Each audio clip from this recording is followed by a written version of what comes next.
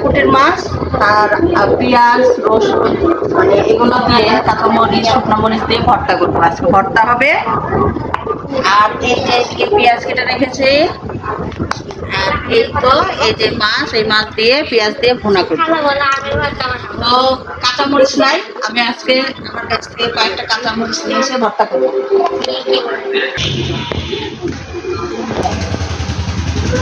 তো কয়েকটা কাঁচামরিচ গাছে আছে, বেশি ধরে নাই, এগুলাই আছে, সেগুলো দিয়েই আমি আজকে ভর্তাটা করবো। দেখুন কাপ পাইকে গেছে পুরাটা, বানাচ্ছি।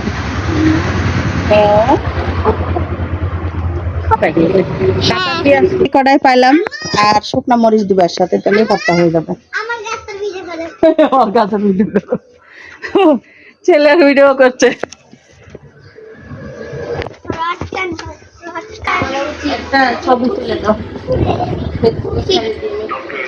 হয়তো কড়াইতে তেল দিয়ে দিয়েছি, আর এগুলো আমি ভেজে নিব।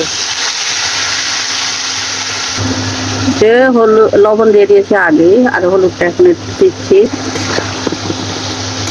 নাড়াচাড়া করে নিই।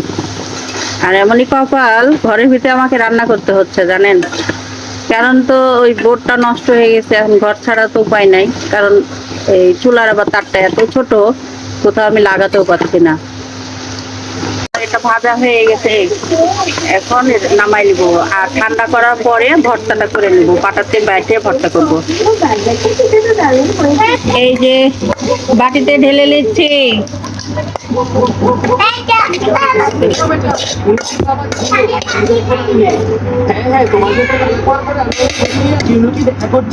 দেখুন পিছনে আমার কিন্তু ফ্যান ঘুরছে, আর আমি ঘরে কিন্তু রান্না করছি, কারণ বোর্ড নষ্ট হয়ে গেছে, বাইরে ডাইনিংয়েও হাত পাচ্ছে না, এই যে তার মানে তারের কারণে। তো বাধ্য হয়ে আমি ঘরে কিন্তু রান্না করছি। আর এই যে অলরেডি একটা মানে রান্নার ব্যবস্থা হয়ে গেছে, আর একটা রান্না চাপাই দিয়েছি। এই যে পেঁয়াজ ভুনা করছি, মানে পেঁয়াজটা ভুনা করে ভেজে নিব লাল লাল করে, তারপরে ওই শিওল মাছের ভুনাটা করবো। যেহেতু বাচ্চা ছোট মানুষ আছে আমার ঘরে, ওরা তেমন ঝোল খাবে না, মাখা মাখা ঝোল করবো। তো মশলাটা কিন্তু কষানো হয়ে গেছে, তারপরে মাছ দিয়ে দিব।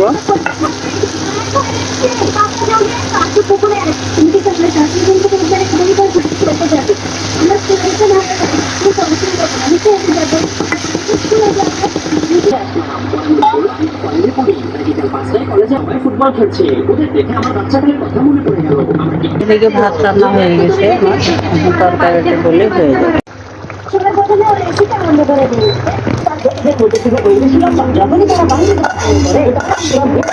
সব থেকে মজাদার সিন তখন হলো বাড়িতে খেয়ে তাদের